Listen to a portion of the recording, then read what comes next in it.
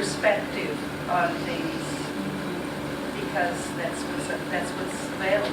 Yep. The other 2 points I've made is now more than ever before, and this is shamelessly because I'm in this room, a public broadcaster is important in that environment to be the leveller over all what's moving so quickly. And you see some of the work that ABC is doing in some of that convergence, and you know, I don't know who watches the news at 7 o'clock anymore. I don't. I watch it when I put the kids to bed at around 8:30, 9 o'clock. So, you know, some of those, and so a smart TV, it's all done, still technically a TV, but I'm picking the show up an hour and a half later than when it was on. These are the changes that are happening quickly that a public broadcast has got to be in the mix on. Otherwise, you're going to be paying for all of it. And I think that's part of keeping a bit of risk managing through a lot of change. So, ABC matters, build the NBN, and I would also encourage you to search out your own content. I think I hope this Parliament's blown up any sense of you're getting factual information from radio or you're getting factual information when you walk in and buy the Australian newspaper. And I probably, even myself 3 years ago, thought, yeah, I'm probably getting at least half the truth. And maybe I am, maybe I'm not now. I just don't know anymore. But I make sure I find my own channels of information gathering outside of those broadcast windows. My two favourites, if Open Australia isn't on your favourites on the internet, it's a way you can track everything your local member says in Parliament. It puts a scale of understanding. So apparently I speak well for 18 and 19-year-olds. Bob Catter speaks for 14 and 15-year-olds.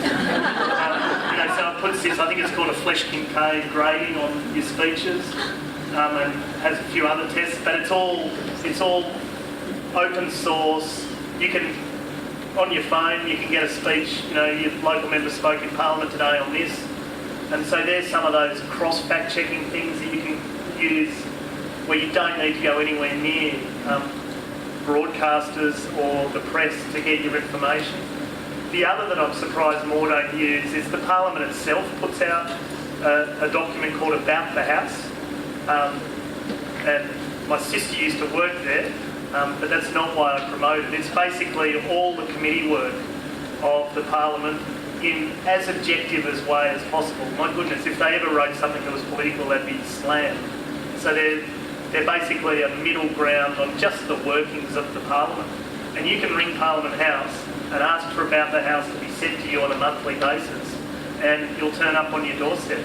So I'd encourage you to get that as well, and that's where you get to see some of that nuts and bolts workings of what the Parliament's doing, which won't get covered in the newspapers because quite often everyone's in agreement, and it's only where there's that big perception of disagreement that it becomes newsworthy.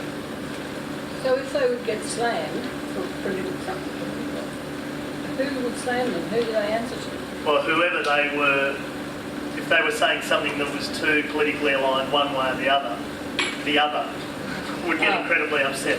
So, you know, they're working in an environment where they're taking little snippets of speeches or topics or committee work and just filling a whole magazine with that information.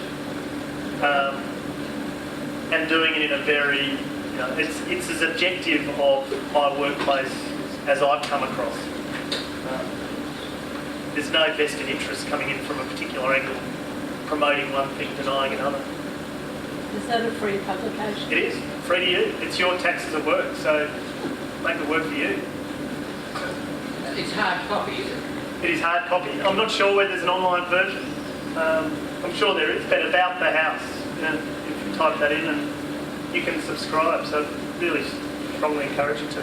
But also the broader point is just look for those, and this is what I'm going to do, you know, when I'm keeping an eye on these guys, is look for those